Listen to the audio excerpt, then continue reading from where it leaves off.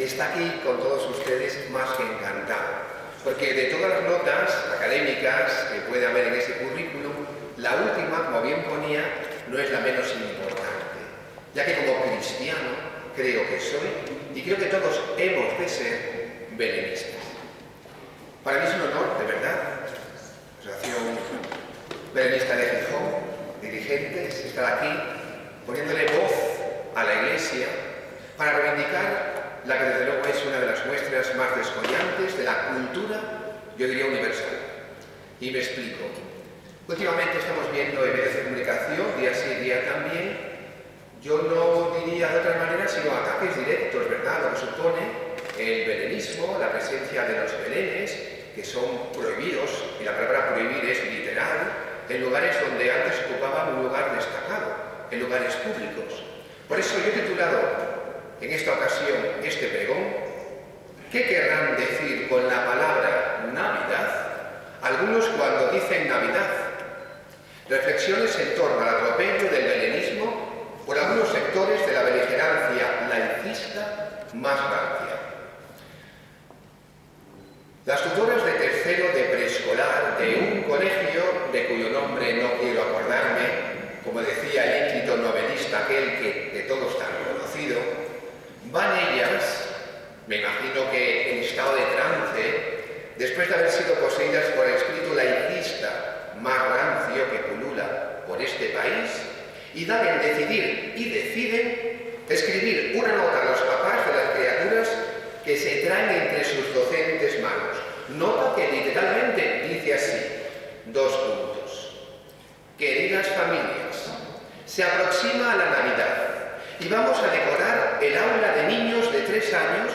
Para ello necesitamos que cada niño, pone niño más arroba porque suena más moderno, como más plurigenérico, traiga un adorno al aula. Por favor, que no sea grande, paréntesis, un árbol de Navidad, ni con motivos religiosos, paréntesis, Belén.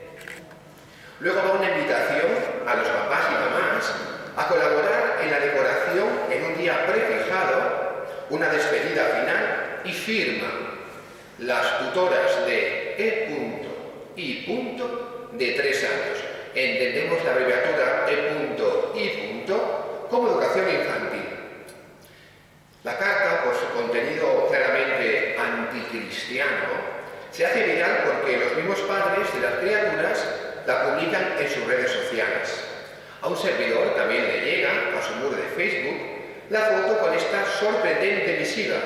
Así que, llevado por la deformación profesional de mi labor docente como enseñante bíblico, decido aplicarle el método de análisis correspondiente y ya que me pongo, y por el mismo precio, desarrollo también una exégesis hermenéutica.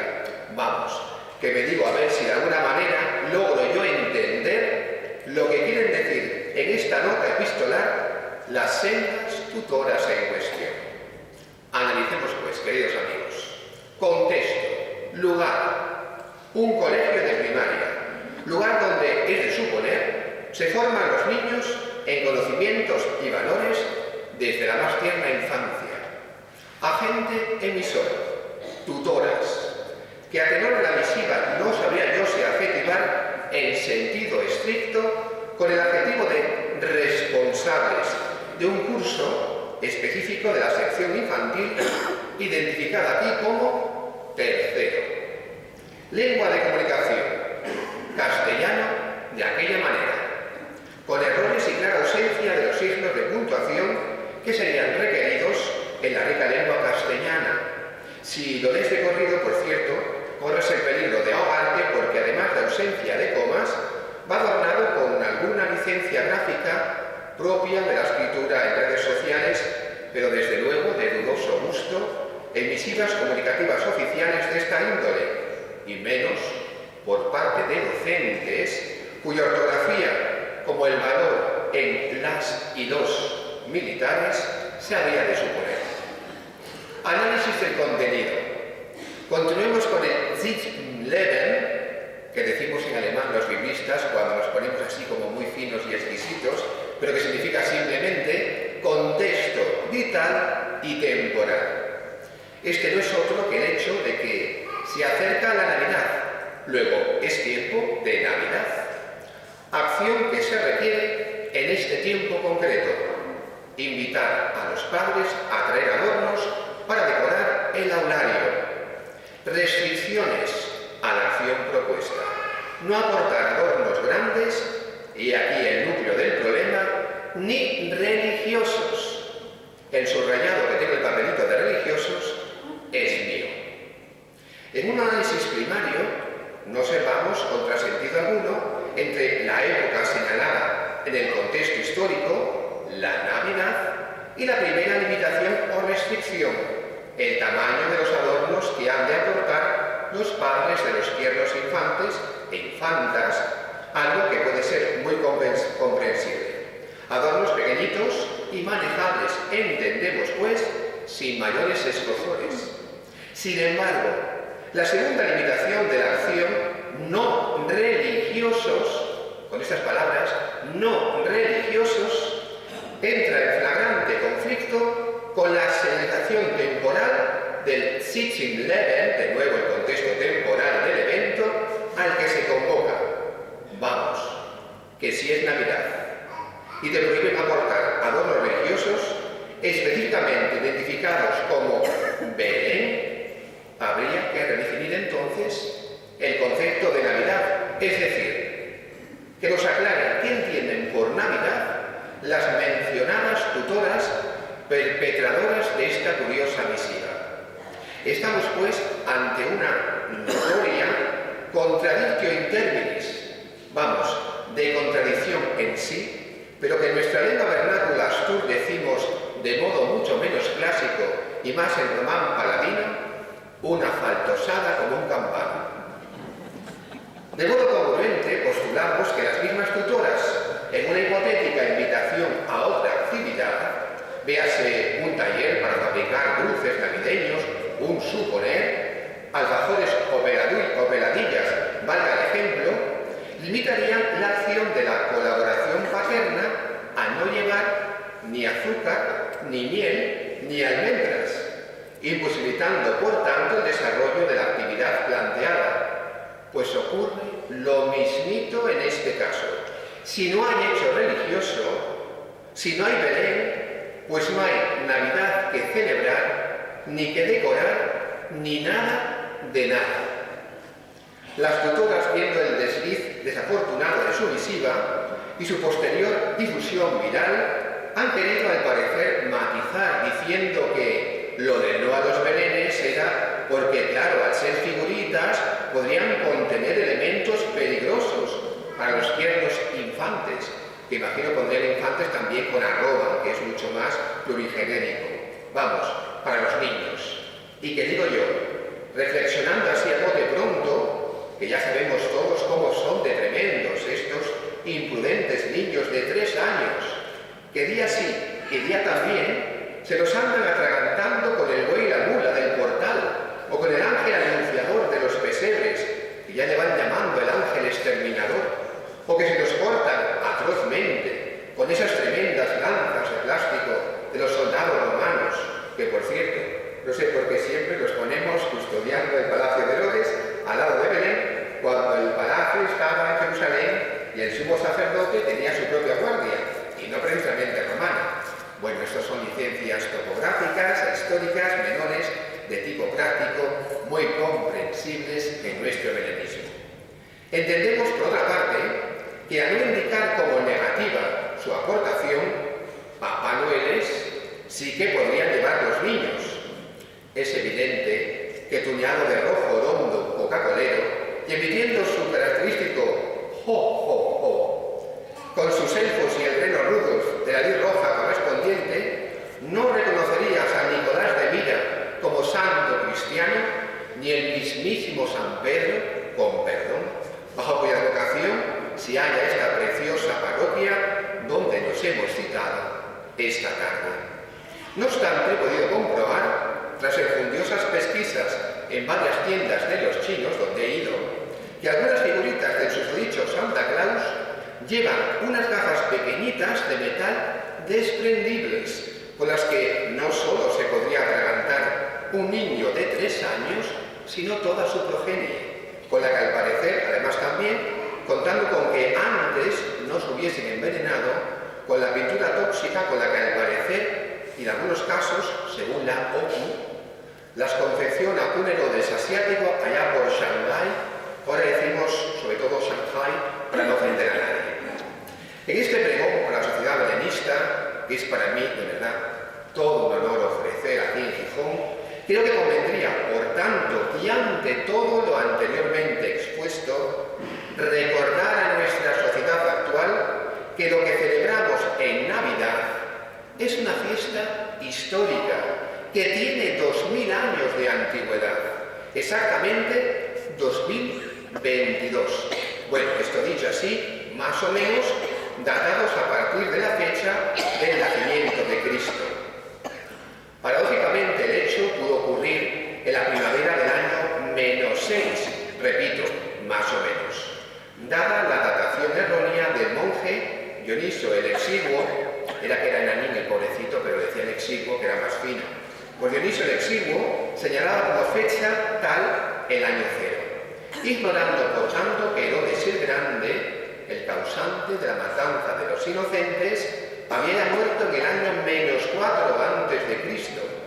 Y por cierto, que ahora algunos, por no decir ni siquiera, quieren decir la palabra Cristo, sino que usan el blasfémico antes o después de la era común, Common Era, o CE, abreviado en inglés. Bueno, a esta fecha, que la llamen Federica si les da la gana, pero lo de la común no es otra cosa, ni será en el cómputo temporal actual, más que la fecha del nacimiento de Cristo, nuestro Redentor. Y os preguntaréis que de dónde saco yo estos datos. Bueno, si no lo preguntáis, tranquilos, que ya esto es la pregunta retórica e iba a contestarla igual. En realidad solo tenemos, mi lista habla de Biblia, claro, tenemos 2 referencias en la Biblia acerca de la natividad. La primera y la más completa la encontramos en el Evangelio de San Mateo, donde podemos tomar las primeras notas para fechar el nacimiento de Jesús, y de paso ya encontramos la primera referencia también a la estrella de Belén, de Mateo. Cuando Jesús nació en Belén de Judea, en días del rey Herodes, vinieron del oriente a Jerusalén unos magos diciendo: ¿dónde está el rey de los judíos que ha nacido? Porque su estrella hemos visto en el oriente y venimos a adorarle. Oyendo esto, el rey Herodes se turbó y toda Jerusalén con él.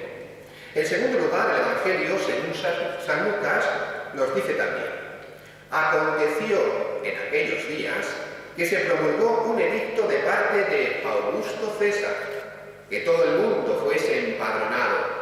Este primer censo se hizo siendo Cirino gobernador de Siria, e iban todos a ser empadronados, cada uno a su ciudad.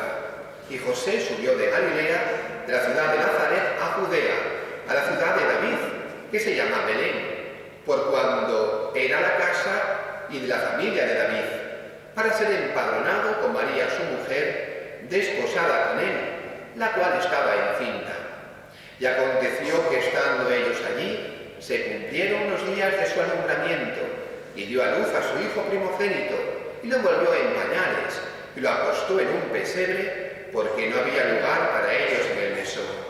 Había pastores en la misma región que velaban y guardaban las vigilias de la noche sobre su rebaño. Hemos leído pues los 2 textos principales que nos cuentan el nacimiento del Señor en los evangelios canónicos.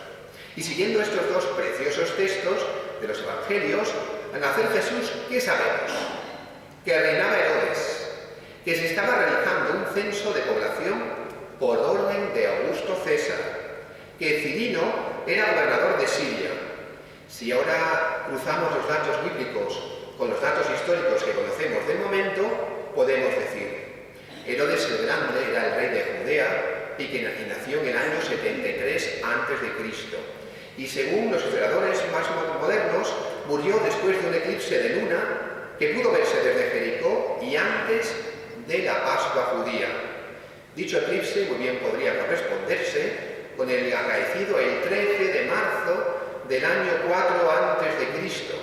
Por tanto, Herodes el Grande pudo haber muerto bien a finales de marzo, bien a principios de abril de dicho año. Así podemos establecer una primera acotación en las fechas. La natividad debió acontecer antes del año 4 a.C. Ahora bien, si volvemos a leer el Evangelio de Mateo, ¿qué nos dice? Herodes entonces, cuando se vio burlado por los magos, se enojó mucho y mandó matar a todos los niños menores de 2 años que había en Belén y en todos sus alrededores, conforme al tiempo que había inquirido de los magos. Si el hecho fue efectivamente así, Jesús tendría como mucho 2 años al dictar Herodes la degollación de los santos inocentes, por lo que basándonos de nuevo en el Evangelio de Mateo, podríamos establecer una fecha para la Navidad entre el 7 a.C. y el 5 a.C. Pero también conocemos que hubo una realización de otro censo. Se sabe que Augusto César mandó realizar censos con carácter tributario en 3 ocasiones completas. Y son ocasiones que ocurren durante sus 40 años de gobierno. En particular, el 28 a.C., el 8 a.C.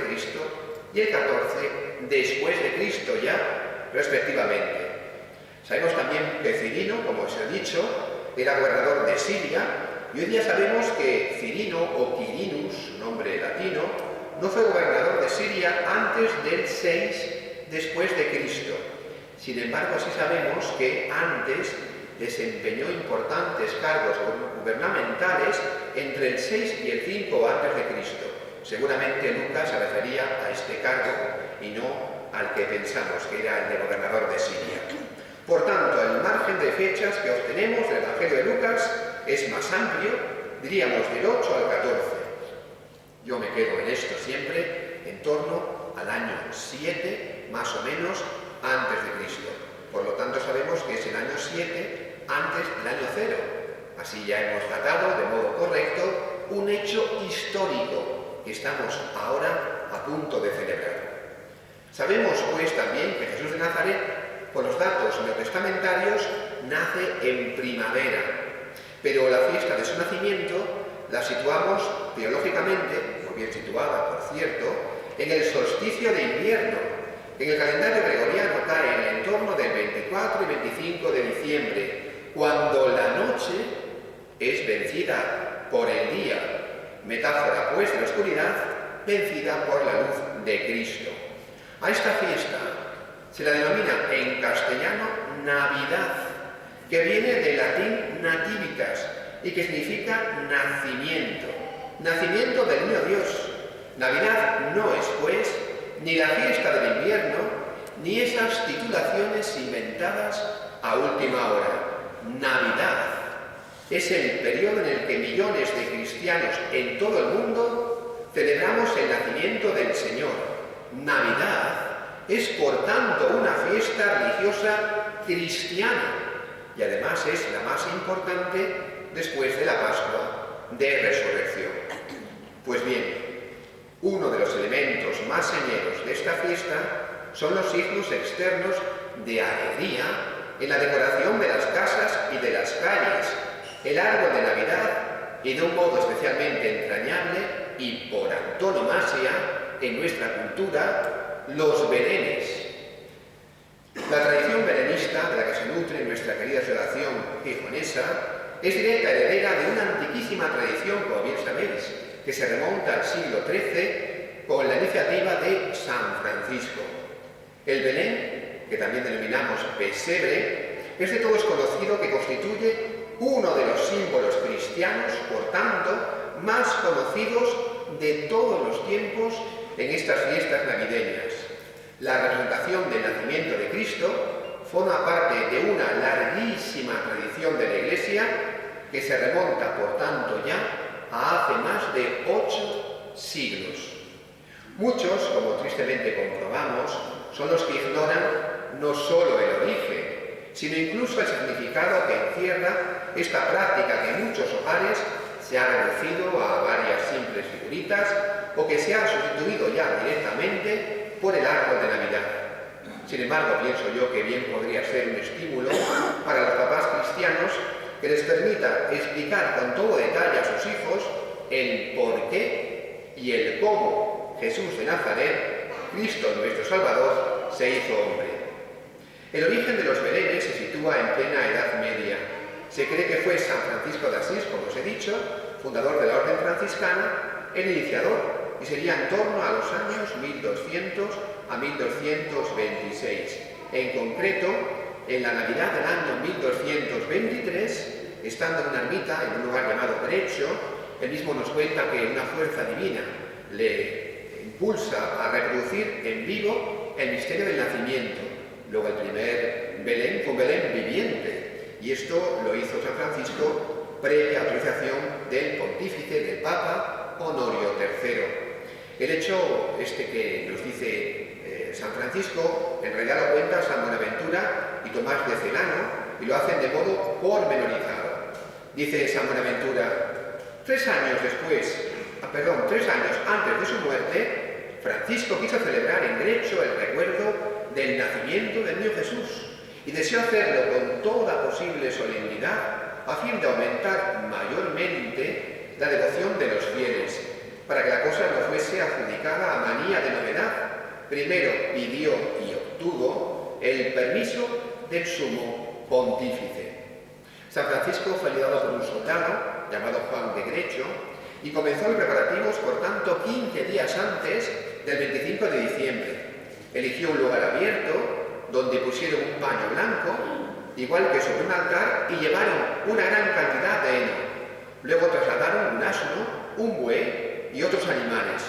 9 días antes, como os digo, el 25 de diciembre, se convocó a todo el pueblo para celebrar una misa en presencia de la representación del nacimiento. Y San Buenaventura, que es testigo, nos lo cuenta. Se celebra el rito solemne de la misa sobre el pesebre y el sacerdote gusta un consuelo insólito. Francisco se revistió de ornamentos diaconales, porque era diácono, y canta con voz sonora el Santo Evangelio. Aquella voz robusta, dulce, límpida, sonora, arrebata a todos en deseos de cielo. Después predica al pueblo y dice cosas dulcísimas sobre la natividad del rey pobre y sobre la pequeña ciudad de Belén. Frecuentes veces también, cuando quería nombrar a Cristo Jesús, inflamado de inmenso amor, lo llamaba el niño de Belén. Y aquel nombre de Belén fue pronunciado llenándose la boca de voz y más aún de tierno afecto, produciendo un sonido como balar de oveja.